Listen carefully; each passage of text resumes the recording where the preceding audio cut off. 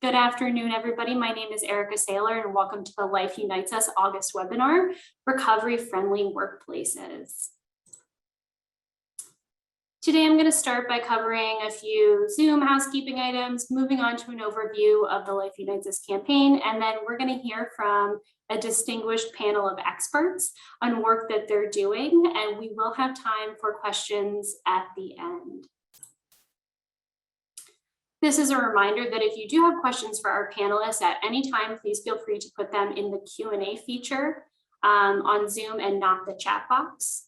If you get disconnected from Zoom, please retry the original link. And if for some reason you're unable to get back in, this meeting is being recorded and it will be sent out later this week. And it's also going to be available on our dashboard website. So moving on to learn a little bit more about the Life Unites Us campaign before we dive right into things. Life Unites Us is a project developed to reduce stigma around opioid use disorder. This is done by using a people-forward approach that aims to connect individuals through stories. Through research and practice in anti-stigma work, we have found that connecting people through their stories and similarities can and will reduce stigma. In order to do this, the team records stories of community members across PA, stories of both personal recovery and as an ally to someone in recovery. Short stories are then produced and featured on the Life Unites Us website and on social media. The intent is that by sharing stories of hope and resiliency, we can prove that recovery is possible, reducing stigma makes recovery more likely, addiction is treatable, those living with an addiction are just like everyone else, and those living with OUD are much more than their disease.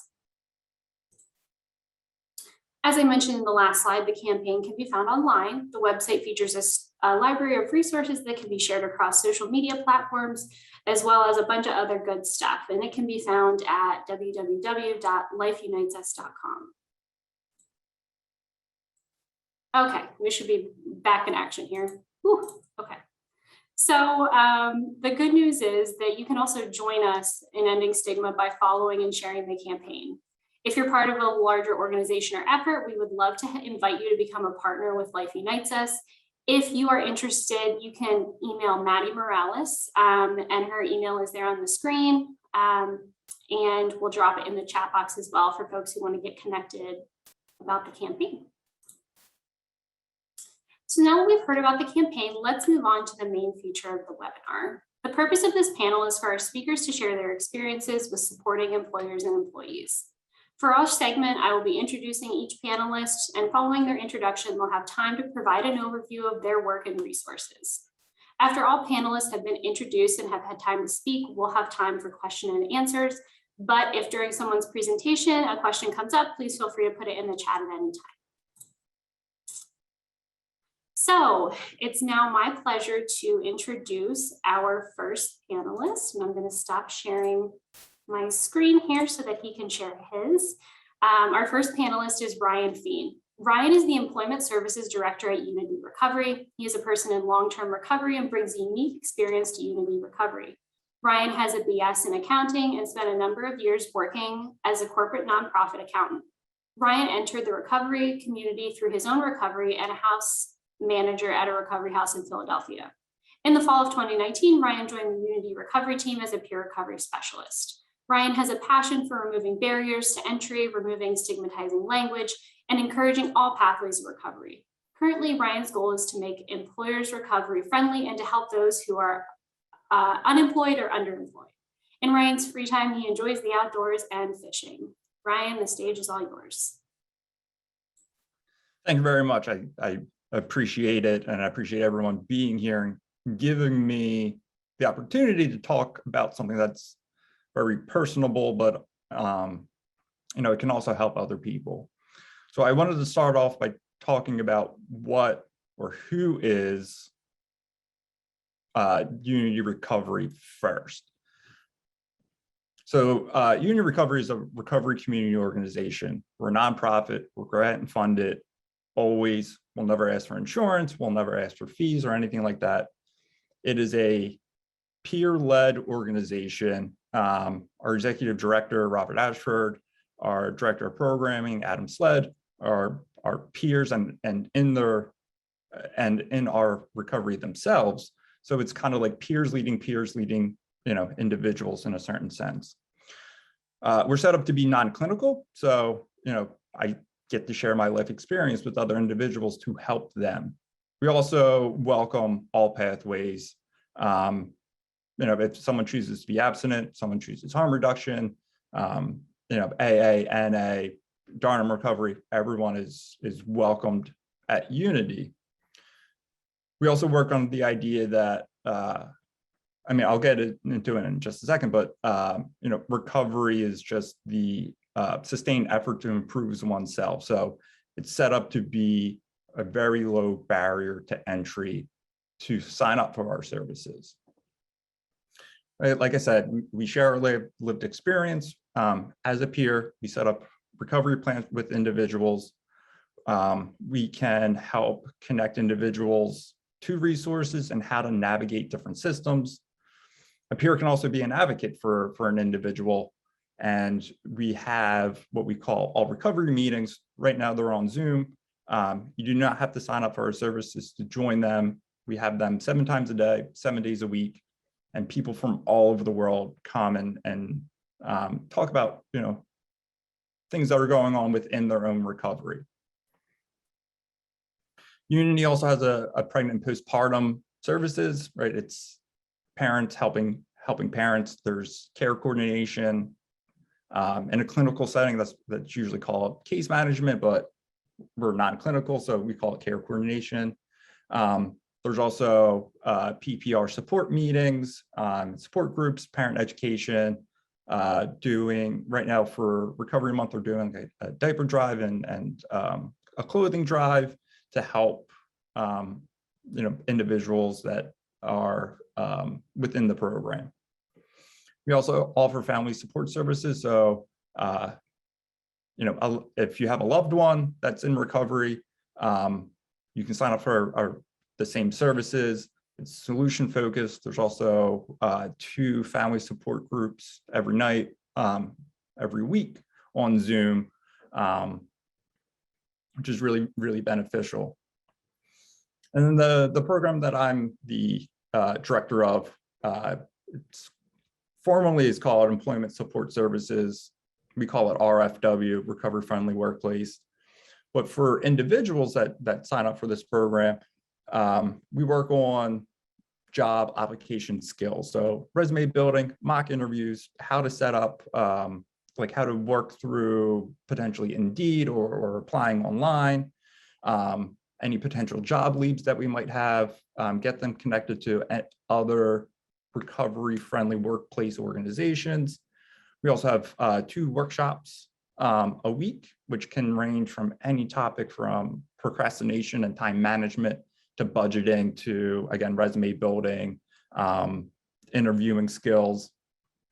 We also offer employer trainings. I just came from one actually, where we help organizations be more supportive, be more inclusive to individuals that are in recovery or seeking recovery. So what is recovery? This is directly taken from one of our trainings, right? To us at Unity, we work with the Samsung definition and the recovery research definition, but to us, recovery is, an individual trying to improve their health and wellness. So we use this as a definition to make sure that Unity itself is very low barrier. And this is the definition that I really, really like. It's individualized up to the person. It's dynamic. It's always changing. But it's a process involving sustained efforts to improve wellness. So, where wellness happens, there's a bunch of different domains, but it's important to remember that, it can include things like unemployment, loss of a loved one, physical health, mental health. Any acts to improve those, we consider recovery. So what do people typically recover from, right? So trauma, mental illness, eating disorders, gambling, behavioral health challenges, other quality of life concerns, right? It's kind of all what fits into recovery. These are the different domains that wellness can happen in. When we set up a recovery plan with an individual, we set up goals in different domains. Those domains match exactly up to these wellness domains. And it's designed like that on a purpose, because if one is trying to improve their recovery, essentially they're trying to improve their wellness. But on an organizational level, right, it fits, having a job fits a lot of these domains, where occupation, social, financial, emotional, right, having that creative support and friendships, depending on your job, intellectual or physical, so it's having employment really increases one's wellness. So we try to focus on that. So recovery-friendly workplaces, right? We go into an organization and try to improve the lives of the community, the business, and their employees. So like I said, the recovery-friendly workplaces is a business or organization, nonprofit, which is committed to making fundamental changes in the way that they treat, hire, and support staff in or seeking recovery.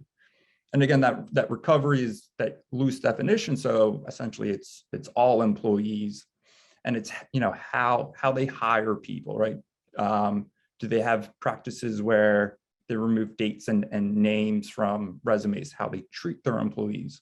Do they have flexible work schedules? Do they offer supportive activities? Do they do things outside of work? And, supporting staff. Within this role, I have supportive supervision with my staff. My boss has it with me. It's an hour once a week where we just kind of talk about what's going on in my life and within the role. And it's not something I have had before, but it's definitely something that has helped me during COVID, having that safe place to talk about being remote in lockdown. So it's, we help organizations kind of learn these things.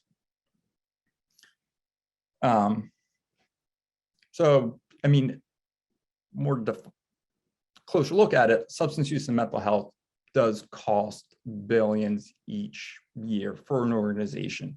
If someone leaves, the amount of money that it takes to retrain a staff member, a lot of times is more than what it would be to have someone, take a leave of absence for 30 days to manage the things that they need to manage. Improves, becoming an RFW organization improves morale, health, wellness. It decreases healthcare premiums, increases staff staying around, improves productivity. So there's 3 phases to become an RFW organization. It's identifying evidence-based practices with a specialist to promote a safe and positive workplace. It's engaging current and future staff in recovery-specific education, and then implementing policies and practices to continue the work that was started. So again, safe workplace environment, working with a staff member at Unity that can help with specific staff training, and implementing recovery-friendly workplace policies. So in Pennsylvania alone, there's 850,000 people that are in recovery. In Philadelphia, where I'm at, 250,000. So it helps pull a larger pool of potential employees from. It shows that the community and customers that you are proactive and you value the community that you're within. And, it just helps increase wellness at an organization. And that is everything I have. So thank you, Erica. Thank you, everyone, for taking the time and listening to me. I appreciate it. Thanks, Brian. And it was great to learn some information about the work you do and the work Unity does. So thanks again. If anybody has any questions for Brian, please feel free to put them in the chat at any time. And now on to our next panelist. Her name is Kendall Jones. Kendall is a graduate of Rochester Institute of Technology, where she studied criminal justice in both her undergraduate and graduate programs. She's currently the director of grant-funded programs at Pennsylvania Counseling Services, where she is tasked with business operations, expansion, development initiatives, grant writing and management, and implementation. Ms. Jones has more than 15 years experience in the programmatic and fiscal management of federal, state, and private grant-funded programs through private businesses, law enforcement agencies, and higher ed. Prior to her relocation to PA, Kendall served as the Chief Operating Officer for a New York-based staffing agency, Career Start, where she managed their grant-funded programs and implemented company-wide policy, procedure, and key performance indicators to achieve more than 360% growth in revenue during her tenure, being named to the Rochester Top 100 list, Forbes Inc. 5000 list, and the 50 fastest women-owned led businesses. Kendall, the floor is yours. All right. So as Erica said, I am from Pennsylvania Counseling Services. Just to give you guys a brief overview of our organization for those that aren't familiar, we are in South Central PA. We are currently operating in 11 counties, everywhere from Chambersburg up to our new office in Pottsville. So we kind of cover that whole South Central PA area. We offer mental health, drug and alcohol outpatient services. We do have psychiatrists on staff, so we offer MAT at most of our locations. We have a day reporting center for individuals on community supervision, probation. We have an inpatient program, which is our Renaissance Crossroads program, which deals with individuals either coming out of state prison or coming here in lieu of state prison with a drug and alcohol background, school-based programs, family-based, CRS, case management, and then we also have a number of grant-funded programs. The program today that we'll go over is our Employment Support Services program. We received funding originally for this from DDAP in 2020 to operate in 5 counties originally. We just received a new award for the next 18 months to operate in Berks, Dauphin, Lancaster, Lebanon, Schuylkill, and York. This new award will allow us to work with all substance use histories. Previously, it was just opioids, but DDAP has expanded that definition to allow us to accept anyone into the program, regardless of their drug of choice. Within the program, it's kind of a 3-prong approach. We have case managers that work directly with clients. They provide case management services, connection to wraparound supports. We also provide training, education, and some support to employers who either currently work with individuals in recovery or are willing to learn more about it and implement these policies into their current infrastructure. And then lastly, we link the two together. So, linking these job seekers with the open positions, either within the organizations that we're working with or helping to connect them to individual, positions from Indeed, LinkedIn, things like that. So as Ryan had mentioned, recovery, I think everybody here probably has a general idea of what that means. The other kind of subset of that population that we work with is individuals in recovery who are also in reentry. So those individuals that are coming back into the community after incarceration. We have specialty programs within PCS dealing with reentry. And part of the employment program that we run is specific to those on community supervision or within a reentry setting. So part of that is working with their probation officers, parole officers. Our case managers can help, connect them to pro-social support networks, whether that's AA, NA, other groups. And part of that is to help avoid relapse. So a lot of times having that combination of a criminal record with substance use is an additional stress when you're trying to find a job. So certain employers, because of your record, depending on charges, it may be harder to find employment, which that added stress, as we all know, is one of the main, reasons for relapse.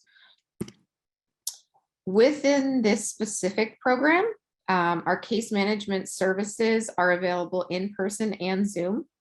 So we are able to connect with people at our outpatient facilities, our inpatient facilities. If transportation is an issue, we are able to provide transportation assistance, or we can connect with them remotely. So if we have a client that's 45 minutes from our office and they prefer to do Zoom or phone check-ins, we can certainly accommodate that. Our case managers offer employment-specific workshops, very similar to, I think, what Ryan was talking about, resume building, interview prep. We have a financial literacy course that they teach. We do workplace etiquette, conflict resolution, anger management, any sort of soft skills that would help either obtain or maintain employment. The case managers can also make referrals and links to DNA treatment or mental health treatment. Depending on the level of care, we are able to refer within our organization or without. We offer wraparound supports. So that is supports that we can provide them, bicycles for transportation, bus passes. We've been able to get clients work boots, uniforms. If it's something that we cannot provide, the case managers will link them with additional community resources. So if it's something that we don't have the ability to provide, if it's medical care, dental, things like that, they will work to help get the individual's insurance if they don't have it, and to connect them to the appropriate providers. On the specific side with employment, they connect job seekers with the open positions, like I said. So we have relationships with specific employers that will send us job lists. And if we have a candidate or client we're working with that would fit the requirements and is interested, they'll make that connection. And a lot of times they will, get an interview and get hired. So we have that ability for them to kind of act as the liaison between the employer and the employee. It helps to mitigate any issues that they're having before it becomes, a disciplinary action or even termination. So they are allowed to, with the release of information signed, our case managers are allowed to communicate with employers, regarding attendance or workplace issues, anything of that nature. They kind of have that additional support from both sides. So it helps the employer to work with that specific person, and it also helps the employee learn the skills to kind of navigate those issues. We also offer employer assistance and education. So how to work with individuals in recovery, policies and procedures they can implement. And then one other unique thing that PCS does is we have an APA accredited training program through our organization. These trainings are open to anyone in the community. Specific to the employment program, all of the employment related trainings are free for anyone to attend. So we have these grant funded trainings. They're all listed on our website. I do have the link in here later, I think. They're all available via Zoom as well. So you're able to connect from anywhere. And they are open to clinical community support staff, and they are all taught by PCS clinical staff. Specific to working with individuals in recovery, there are certain protections that they fall under. But there's also certain requirements that they need to meet, as well as the employers. So, employers are still permitted to drug test applicants, random tests, suspected use. One of the things our case managers will do is if the employee is on MAT or other prescriptions, they will navigate with them how to have that conversation with an employer. When to provide that verification, certain things with medical marijuana now. I know, that's a big thing for employers, depending on the position, whether that's allowed or not. Also working with them for employee assistance programs. There are certain employers that have facilitated 12-step groups, allowed some flex scheduling to attend groups, and actually employers that will make that connection or help to make that connection with mental health and drug and alcohol providers. Some things that we've run into specific with the COVID pandemic, which I'm sure everyone else has as well. Obviously, unemployment is very high right now. It has dropped since the beginning of the pandemic, but it's still an issue that I think all employers are facing. And with that, our case management, they've been working with individuals to stress the importance of obtaining employment, especially right now. I know there's been kind of this push with unemployment ending, but up until now, it was easy for some individuals to actually, bring home more on unemployment versus working. So right now, with the high unemployment, a lot of individuals are able to work overtime because of the lack of hiring. A lot of employers are offering hiring incentives. I know, for example, Sheets right now is starting at $17 an hour. They have a bump for summer employment.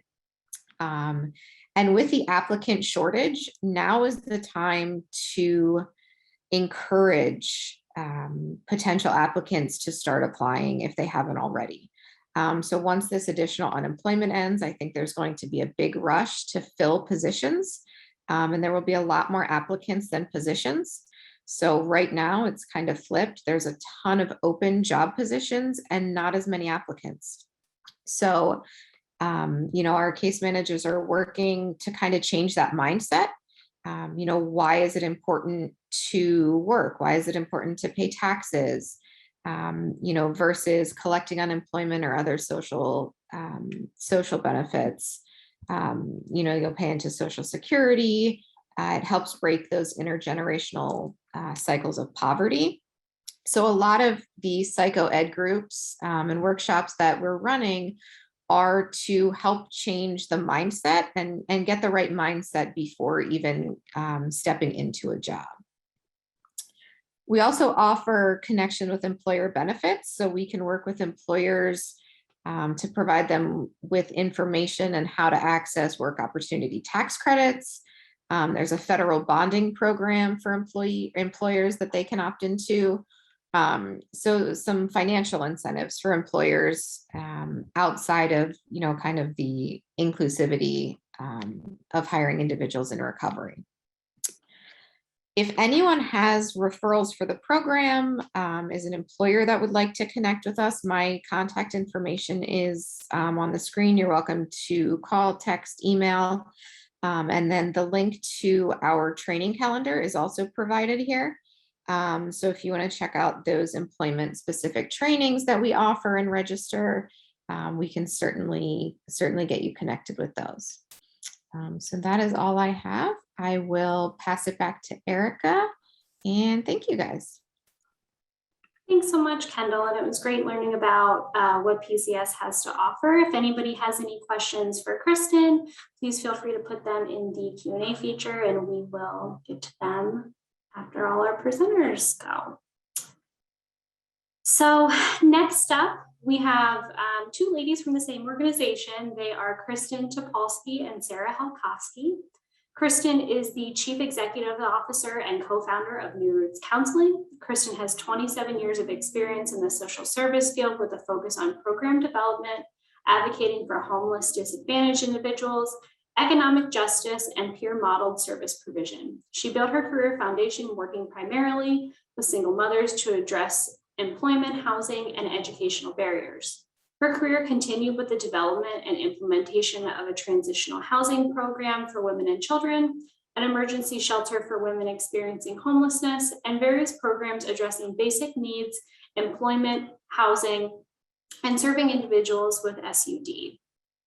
Sarah is the Chief Operating Officer and co-founder of New Roots Counseling. She holds a Bachelor's of Arts degree from the Pennsylvania State University in Crime, Law, and Justice with minors in Sociology and Human Development and Family Studies. In addition, she obtained a Master of Science degree from Marywood University in Criminal Justice. She has worked in the social service field for over 10 years, specifically with homeless programs and peer support programs. Sarah also advocates for programming, resources, and stigma reduction for individuals impacted by SUD with local legislators. Sarah and Kristen, the floor is all yours. So a little bit about New Roots Recovery Support Center. We have recovery support centers in Hazleton, Wilkes-Barre, both located in Luzerne County, and in Tamaqua, which is in Schuylkill County. We provide community-based services through certified recovery specialists. We have an employment development program called UpSteps, and we also operate 2 homeless day shelters, one again in Wilkes-Barre and one in Hazleton.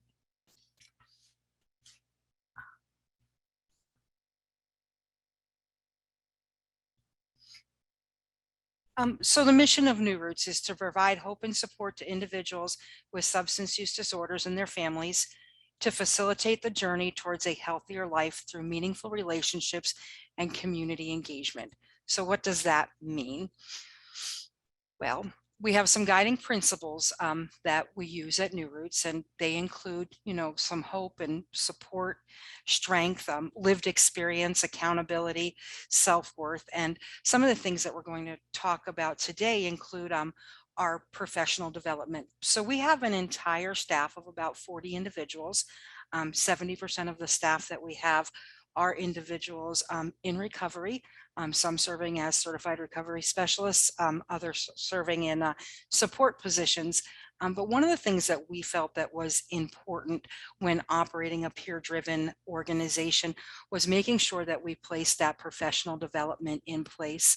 And like Ryan had said, it's that block of time that our employees get with a professional development counselor to really address any issues that will guide them in being a better employee in their personal life or in their professional life, setting goals, talking about how they can use their lived experience to help their members, and all the different things that they can do to make themselves and their recovery meaningful in their lives. So it's something, one of the guiding principles that we were working on with in the development of New Roots.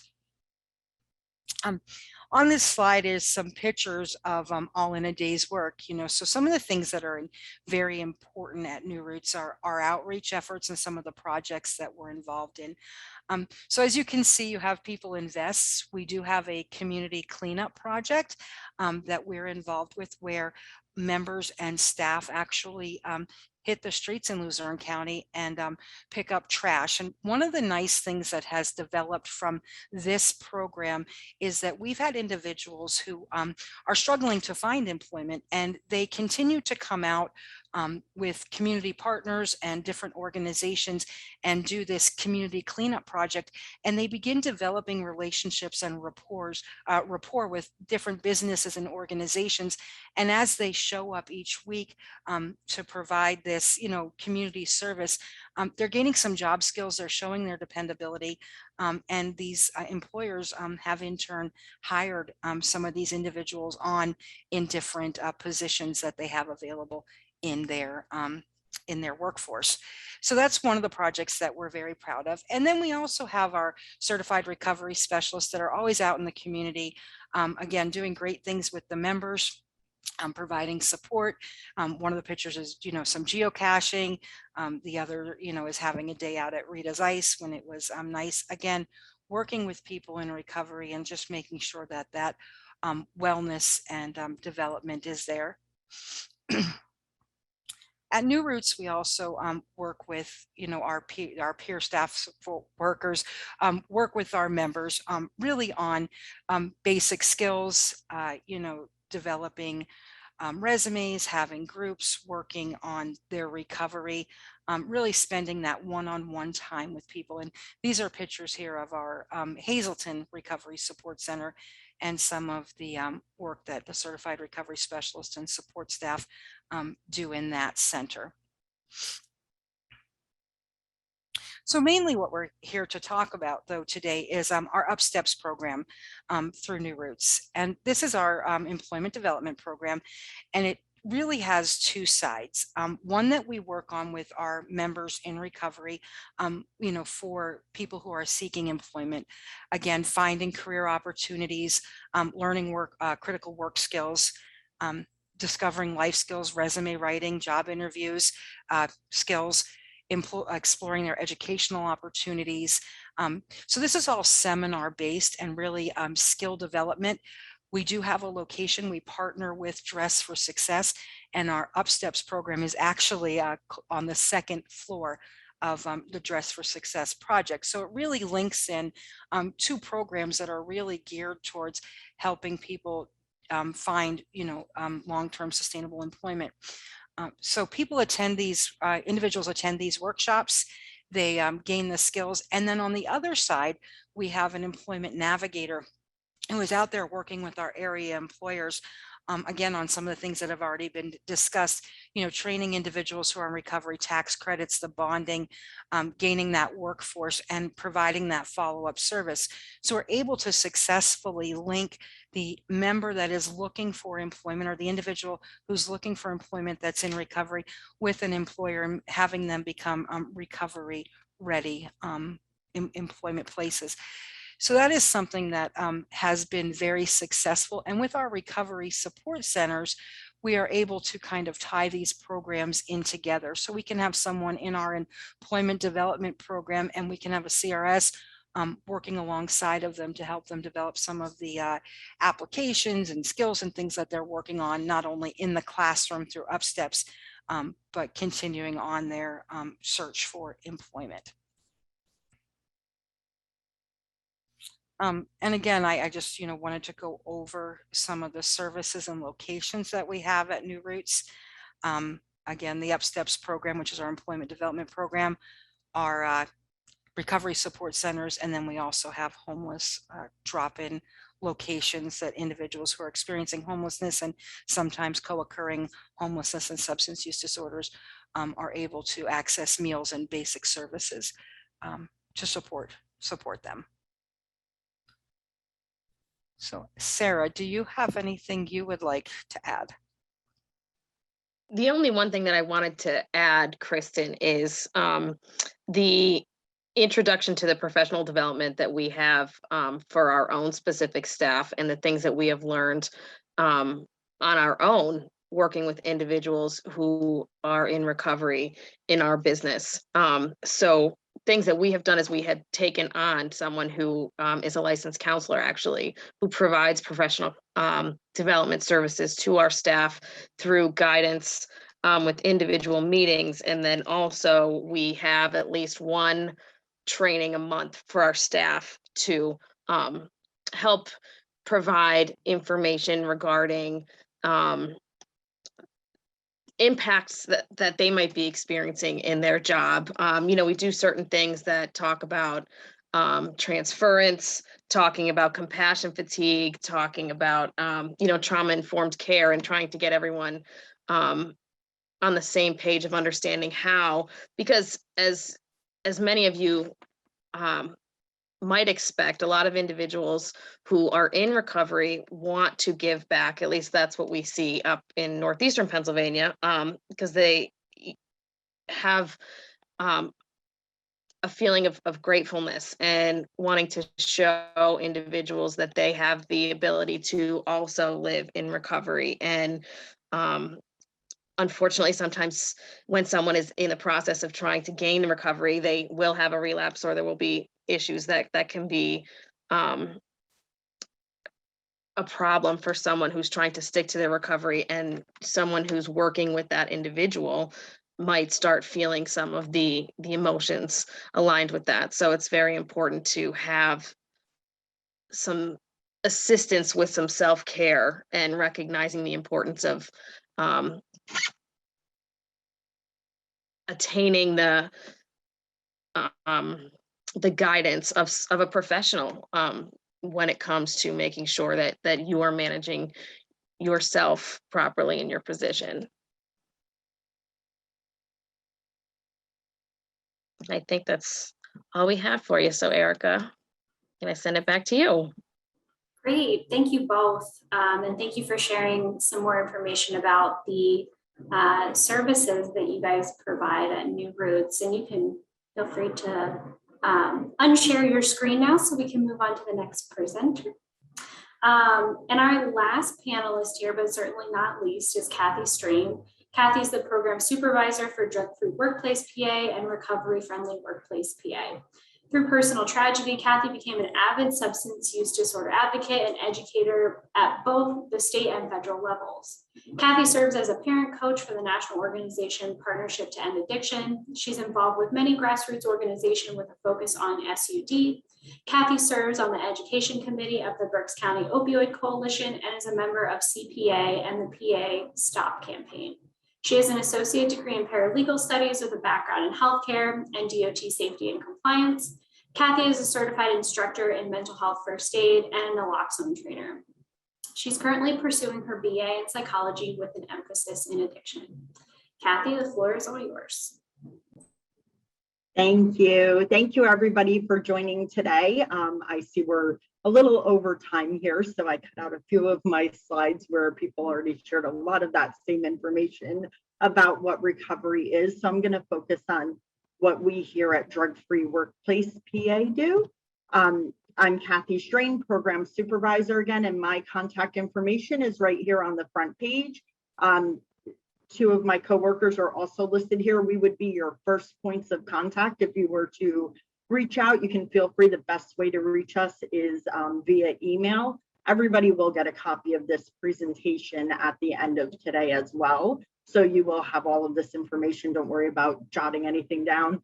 But if you would like to reach out to us, need more information, feel free to do so. We are a statewide grant-funded nonprofit program. We do receive funding from Pennsylvania Commission on Crime and Delinquency, as well as Pennsylvania Department of Drug and Alcohol Programs for two separate programs, our Drug-Free Workplace Program and our Recovery Friendly Workplace Program. So we were established to create and implement drug-free workplace programs for companies and to educate Pennsylvania community members. Over the last 8 years, we have educated over 7,000 workplaces. Just in the last year alone through COVID, we have 1,300 employers we worked with on policy development. And we served nearly 8,000 Pennsylvanians last year through our educations and programming. We are a program of Gaudenzia Inc., and we live separately from the treatment department in the Access EAP division. So in addition to the workplace components of our program that I'm going to go over with you in just a moment, our department also offers a police and fire peer support program and a nonprofit cost-effective EAP that is tailored to the specific needs of an organization. So if you don't already have an employee assistance program, if you're unsure of what an employee assistance program is, or you would like more information about the fire, police, or EAP services, our director, Gina Reardon, would be who you would want to reach out for that information. Her contact info is here on this slide.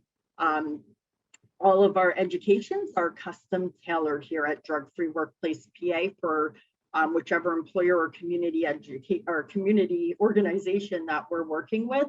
So we create education specifically for DOT or schools or universities, medical personnel. We've been privileged enough to be able to go in and work with several people within the healthcare industry on focusing on bedside manners and understanding exactly what addiction is. We're currently working with a university here in Pennsylvania to develop a training that will be specific for healthcare students that everybody will take to, learning about substance use before entering the workforce within healthcare. So all different organizations, you can find us everywhere. So we're across all 67 counties of Pennsylvania. So we have our workplace component, our community and family component. With communities and families, we're using evidence-based programming. We want families to know they're not alone and to know that, how to find resources and help for their loved one that may be living with a substance use disorder. We also have our recovery friendly workplace program where we are encouraging workplaces that, the many workplaces that we work with to become recovery friendly. We have our craft training where we have a new program where we are working with juvenile probation departments across Pennsylvania, and we are working to teach craft programming to caregivers of justice-involved youth. Our mental health first aid program, and we are bringing to the workplace and communities around Pennsylvania. We know, especially over the last year, the impact that COVID-19 has had on everybody, including our workforce. So we are offering mental health first aid training as well. And we also work within faith-based communities with medical personnel and Department of Transportation. We really work with many other organizations across Pennsylvania while we work directly with employers. We encourage you, if you are a recovery-friendly program, if you're not sure about policy builder or any components of education, or if you're a community member that wants to know more, or a workplace, reach out. Our goal is not to take over for anybody. Our goal is to come alongside of other organizations and make sure that as a whole, we are getting the right information and as much information as we can possibly get out, to our communities. So we have a policy builder free on our webpage at dfwpa.org. You can find a ton of information. We have our policy builder, drug-free workplace sample. Ryan mentioned earlier about, if somebody has a setback in the workplace and maybe is using a substance within the workplace, we work with our employers not to terminate that employee, to possibly allow that person to go ahead and get treatment and be able to return to work. So we have return to work agreement samples, and we work directly with employers on creating those. A supervisor documentation training as far as workers' compensation and different things. There's still regulations in place, so employers do still have to follow reasonable suspicion and executing reasonable suspicion. Medical marijuana, one of our biggest trainings that we have, constantly from employers asking, how do I handle this? What do I do? And you can find us 8 times a month on the Department of Labor and Industry PATHS training calendar. We are there 8 times a month, every Friday at 9:30 a.m. and every Monday at 1 p.m. doing a webinar within the workplace. And we also offer naloxone training to our employers. We encourage all of our employers to know what their response time is, and what to do, to maybe train those employees, those first responders within the workplace on naloxone, so that if there is an assistance, they can enable their employee to breathe until EMS gets there.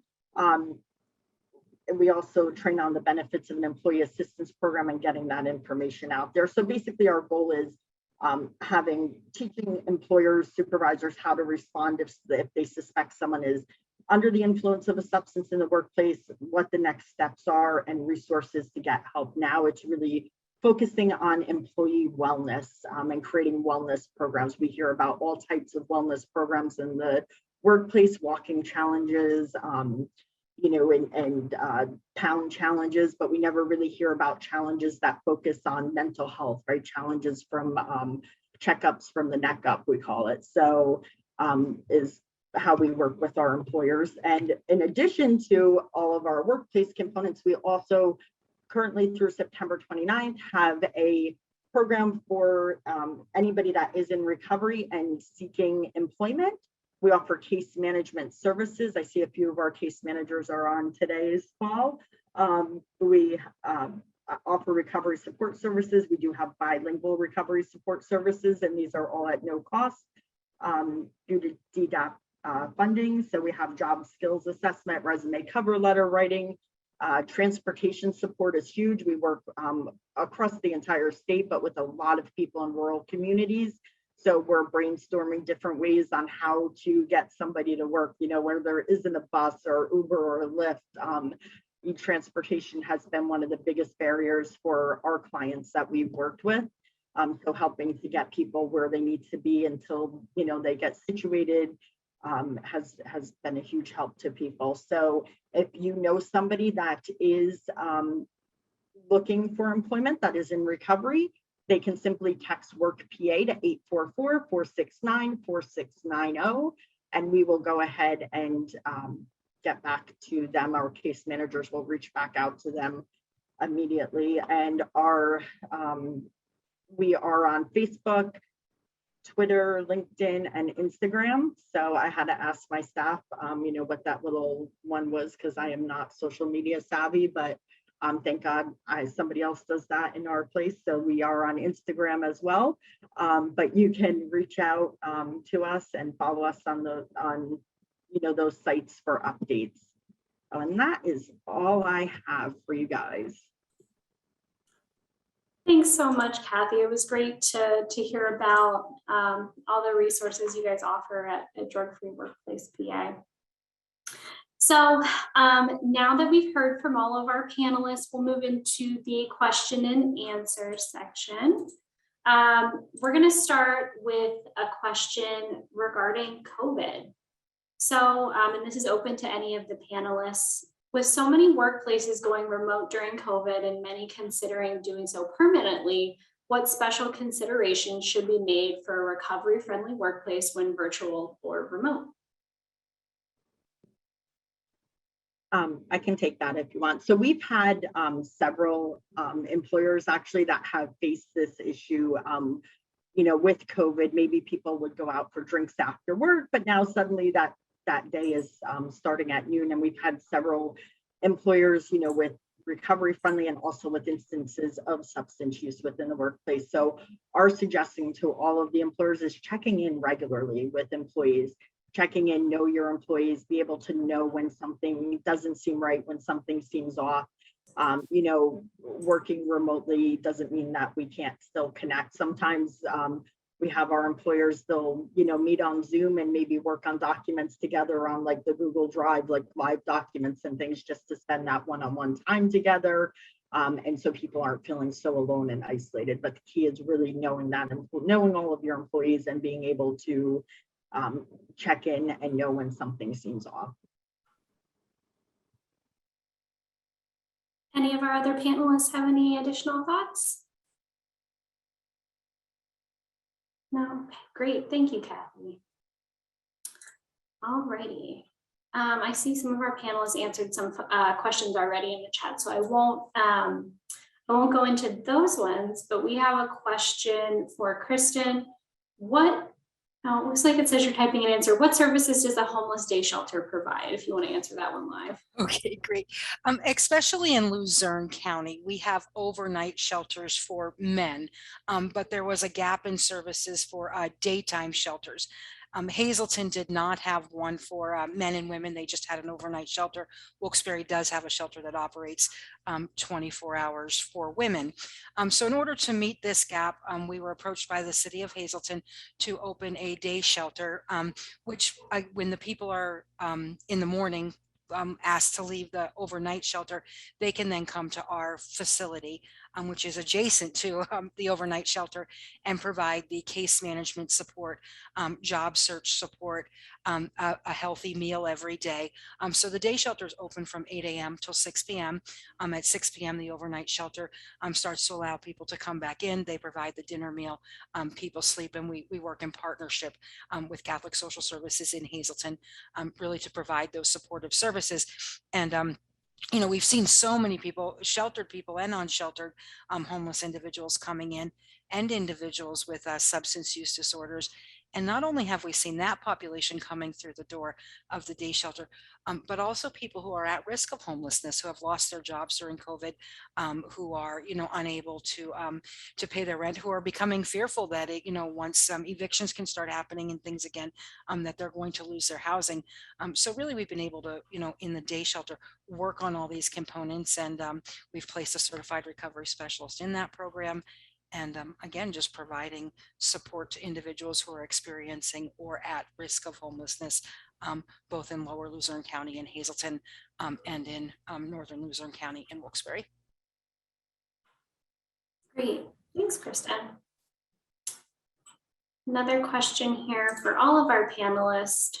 So if there's an employer who wants to become recovery friendly and they have no idea where to start, what's a first step that you would suggest? First place that they should go or reach out to, or how to start their journey?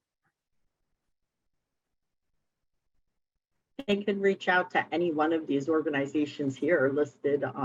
Here, Unity Recovery also has a resource, Ryan, the recovery. I can't even think of the website I was going to give everybody. But Ryan can jump in with that. PA Recover, or yeah, I'll let Ryan give that website, but they can match you up to the right place to go. Yeah, so we have a website, recoveryfriendlypa.org, and on that, it goes over what recovery friendly is, the benefits, and it has a section of becoming a recovery friendly workplace. And in that, there's a quick application, and if someone fills that out, we have a conversation with them, kind of going over in more detail, help answer any questions, talk about next steps.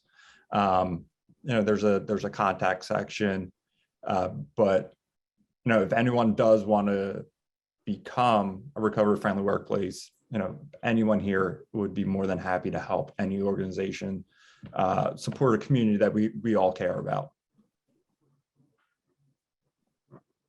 Great, thank you guys. And I did, for anybody interested, I know some of our presenters already shared their emails, but I did drop all their emails and names in the chat box as well. So if anybody does have any direct questions for any of them, please reach out to them directly. As they mentioned, they would be very happy to help with anything you need.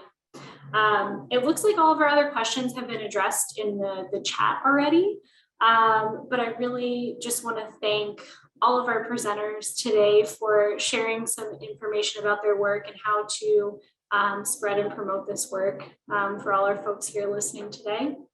For everyone on the call today, this is just a friendly reminder that when you are exiting the Zoom webinar today, you will be directed to a survey link automatically, and that will take you to a survey about today's webinar.